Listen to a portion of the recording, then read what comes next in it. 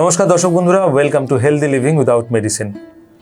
দর্শক বন্ধুরা, আপনারা যারা আমাদের আগের দুটো পর্ব দেখেছেন তারা জানেন যে আমরা ছাত্রছাত্রীদের মানসিক চাপ নিয়ে আলোচনা করছি। প্রথম পর্বে ছিল ছাত্রছাত্রীদের মানসিক চাপের কারণ কি, এবং দ্বিতীয় পর্বে আমরা আলোচনা করেছি ছাত্রছাত্রীদের মানসিক চাপ থেকে কি কি মানসিক রোগ হতে পারে।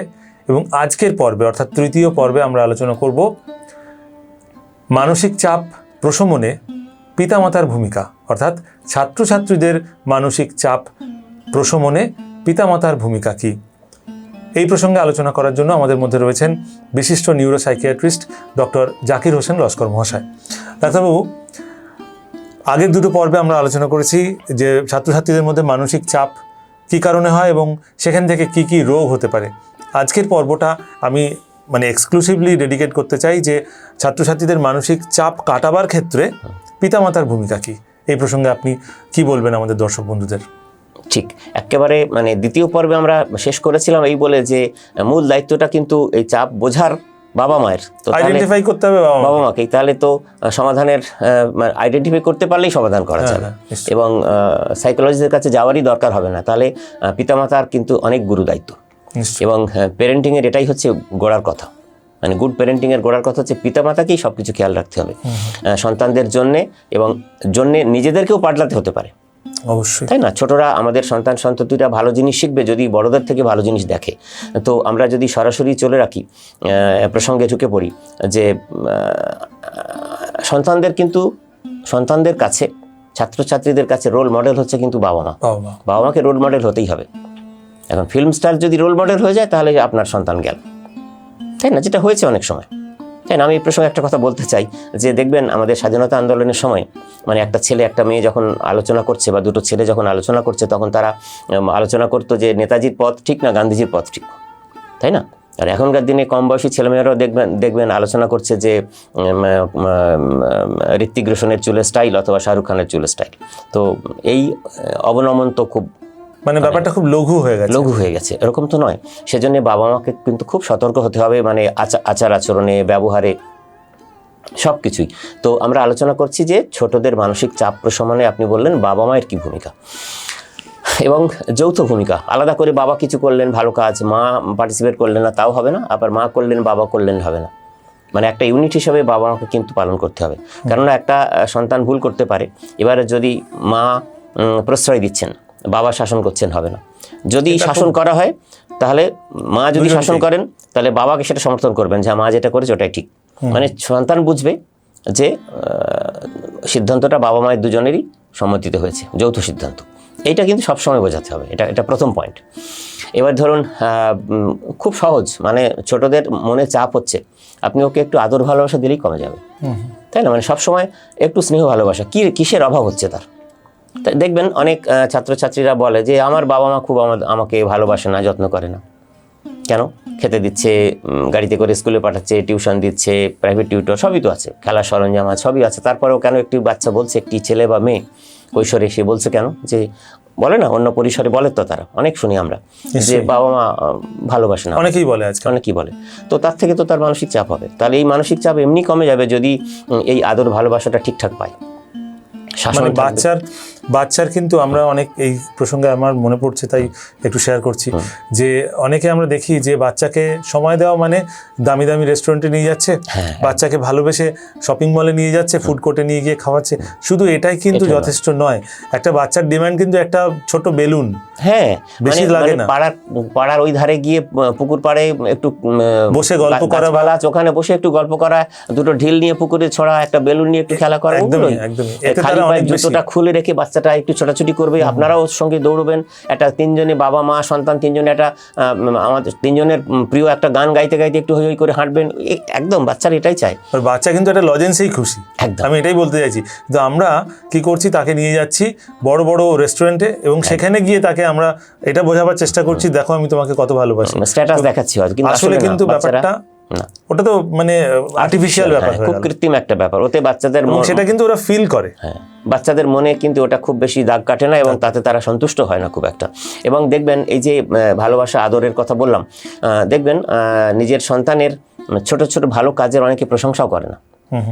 মানে ধরুন একটা ক্লাস 8-এর মেয়ে, সে হয়তো কোথাও আঁকা শেখে না, সে অবসর সময় খুব ভালো একটা ড্রয়িং করে এনে মাকে দেখালো, বা বাবা অফিস থেকে ফিরেছেন দেখালো, বাবা বললো, বাবা কিছু মানে ভালো করে ওটাকে নিয়ে আচ্ছা ভালো করে যত্ন করে দেখলো, আচ্ছা তুমি এঁকেছো, এত সুন্দর এঁকেছো, অনেক কিছু প্রশংসা করা যায়। হয়তো ধরে নিলাম খুব ভালো আঁকেনি, কেন তার তো চর্চা নেই সেভাবে, কিন্তু এই প্রশংসাটুকু পেলেই কিন্তু তার মনটা ভালো হয়ে যাবে। সেটা যদি নিরবচ্ছিন্নভাবে কিছুদিন চলতে থাকে, তার মনে কি ক্ষত তৈরি হবে, তাই না? এটা অনেক ক্ষেত্রেই হয়। এই প্রসঙ্গে যদি এটা ভাবি আমরা, যে যে বাবা মা বাচ্চাকে প্রশংসা করছে না বা বাচ্চাকে এনকারেজ করছে না, আপনি দেখবেন হয়তো ক্ষেত্র বিশেষে তারাই নিজেরাই স্ট্রেসড। হ্যাঁ, একদম ঠিক কথা। মানে তাদের প্রবল মানসিক চাপে আছেন বলেই, মানে ওই ছোটদের মানসিক চাপটা, মানে বলবো তিনি ভাবছেন বা তারা ভাবছেন যে আমাদের এত চাপ পাহাড় প্রমাণ, আর ওদের তো কি এমন চাপ, মানে ওটা চাপেই নয়, সেই জন্যই তারা ওভারলুক করে ফেলেন। একদমই আপনি খুব প্রাসঙ্গিক কথা বলেছেন। যে এবং এইটা না, আমার মনে হয় যেন, আপনি আমাকে বলবেন আমি ঠিক বলছি কিনা, যে বাবা মা যদি স্ট্রেসড হয়, সেই স্ট্রেসটা ছেলে মেয়েদের মধ্যেও সঞ্চারিত হয়। এটা কি আমি ঠিক বললাম? একদম ঠিক বলছেন। কারণ কি দেখুন, মানে বাবা মা যদি হাসি মুখে থাকে, নিশ্চয়ই হাসি মুখ মানে কি, তার মানে মন ভালো আছে, আনন্দে আছে, সবকিছু ঠিকঠাক আছে। আর বাবা মা যদি গ্লুমি ফেস হয়, মানে চোখ মুখ কালো হয়ে আছে, বাবা বা মা কেউ একজনের যদি হয়, তো বাচ্চা তো বুঝে যাবে, সেও তাহলে ওটাই ওই ভাইব্রেশনটাই পাবে, তার মনটাও তো খারাপ হয়ে যাবে। যদি ধরুন পরিবারে কোনো সাংসারিক অশান্তির কারণে সবসময় গন্ডগোল থাকে, অর্থনৈতিক কারণে সমস্যা থাকে, এবং সেটা তো বাচ্চা বুঝতে পারবে যে হ্যাঁ আমাদের সব কিছু ঠিক নেই, সংসারে সব ঠিকঠাক চলছে না, তো তার থেকেই তো তার মনে চাপ হবে। এবং সেকেন্ড যেটা দেখুন, অনেক সময় কি হয়, ডিসিপ্লিন একটা বিরাট জিনিস, ডিসিপ্লিন না থাকলে কিন্তু না, চাপ বাড়বে। তো ডিসিপ্লিন, পিতামাতা যদি ডিসিপ্লিন না হন, সন্তান কিন্তু ছাত্রছাত্রী সন্তান কিন্তু শিখবে না। সেজন্য ছোটবেলা থেকে আমরা বলি সবসময় যে সন্তানকে একদম মানে শৃঙ্খলাপরায়ণ হওয়ার শিক্ষা দিতে হবে, ডিসিপ্লিন, এবং সে নিজে নিজে পরে পরে শিখে যাবে সেলফ ডিসিপ্লিনের মেকানিজমস। সেটা একদম খুব পূর্ব শর্ত, কেননা এই ডিসিপ্লিনের মধ্যেই জড়িয়ে আছে কিন্তু মানবিক মূল্যবোধের কথা। মানে বাবা মা যদি দুপুর মানে রাত্রি 2টোর সময় ঘুমোতে যায়, আর সকালবেলা 9টার সময় ওঠে, তাহলে ছেলে মেয়ে তাই হবে, তাহলে তাই শিখবে। তাহলে তাকে সে তো বলতেও পারবে না যে তোমরা সকালে ওঠো, একদম, বা তুমি তাড়াতাড়ি ঘুমিয়ে পড়ো। তো ফলে এর সঙ্গেই জুড়ে আছে ওই যে বললাম মানবিক মূল্যবোধের কথা, মূল্যবোধের চর্চাও তাকে শেখাতে হবে, সেই ধরনের বইপত্র পড়াতে হবে, নিজেরা জীবনে মূল্যবোধের চর্চা করতে হবে প্র্যাকটিক্যালি, শুধু পড়িয়ে হবে না, কিন্তু চর্চা করতে হবে, এটা কারণ। আর অনেক বাবা মারা কী করেন, এই প্রবল মানসিক চাপ তো আছেই বাচ্চাদের, তাও আবার অনেক সময় কি হয়, মানে অতিরিক্ত শাসন করেন। শাসন করতে হবে, আদর করতে হবে, তার তো একটা তুল্যমূল্য ব্যাপার থাকবে, কিন্তু কারণে অকারণে, সময়ে অসময়ে কিন্তু অনেক প্যারেন্টস, তাই না, মানে মনে হচ্ছে যে এটা খুব করা দরকার, তাদের ভুল বোঝাবুঝির জন্য অতিরিক্ত শাসন করেন। মানে যে ব্যবহারটা করা উচিত, যখন করা উচিত, কতটা করবেন, কতটা ছাড়বেন, এই ব্যাপারটা যদি একেবারে ঠিকঠাক না থাকে, কিন্তু যদি সঙ্গতিপূর্ণ না হয়, তাহলে কিন্তু এই মানসিক চাপ কাটানো যাবে না, সেটা কিন্তু সঙ্গতিপূর্ণ হতে হবে। আর সেটা করতে গেলে সে স্কুল থেকে ফিরে যে সমস্যাগুলোর কথাগুলো বলছে, সেগুলো নিয়ে বাবা মা যৌথভাবে তাকে নিয়ে বসতে হবে, সমস্যার কথাটা মন দিয়ে শুনতে হবে, শুনলেই অর্ধেক সমাধান হয়ে যাবে। মানে অনেক সন্তানরা বলে, ছাত্রছাত্রীরা, বাবা মা তো কথাই শোনে না, মানে কি বলতে চাইছি সেটাই তো শোনে না, শুনলেই তার অর্ধেক সমাধান হয়ে যাবে। হ্যাঁ, বাবা মা বলেছে কিচ্ছু শুনে, বাবা মা বললো ঠিক আছে চিন্তা করিস না, আমি এটা দেখে নেব, আমি স্যারের সঙ্গে কথা বলে নেবো, মিটে গেল, সে তো আরামসে নাচতে নাচতে গিয়ে পড়তে বসবে, এবারে রাত্রে ঘুমাবে। তো এটুকুও বাবা মারা করেন না। আরেকটা হচ্ছে যে অনেক মানে কিছু মানে পড়াশোনা ঠিকঠাক হয়নি বলে, অন্যান্য অনেক কারণে, ব্যবহারজনিত কারণের জন্য সন্তানের উপরে অনেক বাবা মা নিষ্ঠুর আচরণও করেন, তাই না, গায়ে হাত তোলার কথা তো আমরা জানি, আজও চলে, সেগুলো কিন্তু একদম বন্ধ করতে হবে। এটা প্যারেন্টিংয়ের খুব নেগেটিভ দিক, এটা কিন্তু কমপ্লিট, মানে এগুলো খুব নেগেটিভ প্যারেন্টিং, এগুলো বন্ধ করতে হবে। এছাড়া ধরুন ছোটদেরকে কোনো সময় মানে অন্যের সামনে তাদেরকে অপমান করে, ভর্ৎসনা করে ছোট করা চলবে না, তাই না। মানে কীরকম, ধরুন যদি একটু উদাহরণ দিয়ে বলি, যে ধরুন আপনি আপনার ছেলে মেয়েদের নিয়ে তাদের মামার বাড়িতে গেছেন পরীক্ষা শেষে, তো বছরের শেষে হয়তো সেখানকার অনেক রিলেটিভ, হয়তো একেবারে দাদু দিদার সাথে মামার বাড়ির যারা ক্লোজ তাদের সাথে হয়তো ফোনে কথা হয়, কিন্তু অনেক রিলেটিভ বা তাদের প্রতিবেশীরা আছে যাদের সাথে ওই বছরে একবার দেখা, তারা দেখা হলে অনেক কথা জিজ্ঞেস করবে, ছেলে কেমন পড়াশোনা করছে, মেয়ে কেমন আছে, কেমন পড়াশোনা করছে।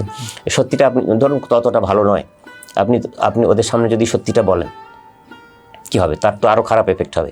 আপনাকে বলতে হবে যে হ্যাঁ ও খুব ভালো পড়াশোনা করছে, আরও ভালো করবে, চেষ্টা করছে, মানে তখন সে হিউমিলিয়েটেড যেন না হয়, একদম হিউমিলিয়েটেড না হয়, তাহলে কি হবে, সে বুঝবে যে আরে আমি তো পড়াশোনা ভালো করি না, তবু বাবা মা এত লোকের সামনে আমার এত প্রশংসা করলো, সে লজ্জিত হবে, সে বাড়ি ফিরে কিন্তু তার মনের মধ্যে এটা চলবে, কেন বিবেকবোধ সবার আছে, বিবেক দংশন ছোটদেরও হয়, ও বাড়িতে এসে দেখবেন পড়াশোনা ভালো করবে।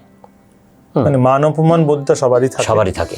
মানে মানে এই আপনি যেটা বললেন যে হিউমিলিয়েশন, মানে হিউমিলিয়েটেড হলেই কিন্তু সচেতনতা কিন্তু সবার আছে, ছোটদের আত্মসম্মান বোধ প্রবল ওদের, তো এটা করা চলবে না। এছাড়া ধরুন ওই যেটা আমরা আগের পর্বেও বলছিলাম, উত্তর ওখানেই আছে কিছুটা, যে বাড়ির পরিবেশে যদি পিতামাতা যদি ঝগড়াঝাটি করে সবসময়, অশান্তির মধ্যে থাকে, তাদের মধ্যে যদি দাম্পত্য কলহ চলতে থাকে, তাহলে কি হবে? পড়াশোনার পরিবেশ বিঘ্নিত হবে, আর পড়াশোনা ভালো করে না হলে স্কুলে গিয়ে বকা খাবে ছাত্রটি বা ছাত্রীটি, তাহলে তার মানসিক চাপ তৈরি হবে, নিশ্চয়ই, তাই না? ফলে এইসব ব্যাপারগুলো আছে। এছাড়া ধরুন যদি ওই বাবা মায়ের ডিভোর্স হয়ে যায়, তাহলে মানে স্থানচ্যুত হয়ে গেল, কোথায় থাকবো না, কি হবে, জীবনটা তো অনেক কিছুর উপরে ডিপেন্ড করে। এবং একটি সন্তানের বেড়ে ওঠা কিন্তু বাবা মা দুজনের অবদান অপরিসীম। মানে সিঙ্গেল প্যারেন্টিং কি হয় সে তো আমরা জানি, অনেকে অনেক কষ্ট করে করেন, সফল হন অনেকে, কিন্তু অধিকাংশ ক্ষেত্রেই বাবা এবং মায়ের ভূমিকা কিন্তু খুব ইম্পর্টেন্ট, এটা চ্যালেঞ্জিং বিষয়, খুব চ্যালেঞ্জিং বিষয়, সেটা করতে হবে। এবং যদি এরকম অশ্রদ্ধার সম্পর্ক বাবা মায়ের মধ্যে থাকে, বা পাড়া প্রতিবেশীর সঙ্গে বাবা মা খুব ঝগড়াঝাটি করে, তাহলে সন্তানের মধ্যে কিন্তু অমূলক কিছু ভয় তৈরি হবে, অশ্রদ্ধার বাতাবরণ তৈরি হবে, সেও তখন বাবা মাকে অশ্রদ্ধা করতে শিখবে, স্কুলে গিয়ে সেরকম ব্যবহার করবে। তাহলে এই ধরনের আচরণগুলো কিন্তু সম্পূর্ণ বর্জন করতে হবে বাবা মাকে। বাবা মায়ের আচরণটা ছেলেমেয়েদের মধ্যে ইনফ্লুয়েন্স হতে হবে, মানে তাদের ভালো গুণগুলো সন্তানের মধ্যে সঞ্চারিত হবে। আমরা সবশেষে বলবো যে খাবার দাবারও অনেক বড় ফ্যাক্টর।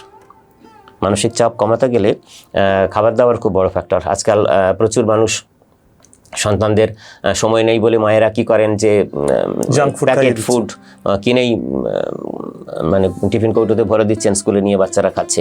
তো তার মধ্যে কি আছে? জাঙ্ক ফুড, ফাস্ট ফুড, এবং তাতে আর্টিফিশিয়াল প্রিজারভেটিভ, কালার দেওয়া খাবার, যেগুলো সমূহ স্বাস্থ্যহানির কারণ। তার থেকে তাদের অনেকে দেখবেন যে কোনো কারণ নেই, অথচ পেট ব্যথা করছে, মাথার যন্ত্রণা হচ্ছে, বমি ভাব হচ্ছে, এই কারণে প্রবলেম হচ্ছে, হজমের গোলমাল হচ্ছে। এগুলো কিন্তু আমরা জানি, অনেকেই হয়তো জানি যে জাঙ্ক ফুড খারাপ, তবুও আমরা দিয়ে যাচ্ছি। তাহলে কি হবে না, জাঙ্ক ফুড ফাস্ট ফুড বন্ধ করতে হবে, তার পরিবর্তে হেলদি চয়েসেস যেগুলো আছে সেগুলো বাড়িতে খেতে হবে, খাওয়াতে হবে, নিজেরাও খেতে হবে। কিন্তু মানে বাড়িতে কোনো আত্মীয় আসলে আমি যদি কোল্ড ড্রিঙ্কসের বোতল নিয়ে আসি, সেটাও তো ঠিক নয়।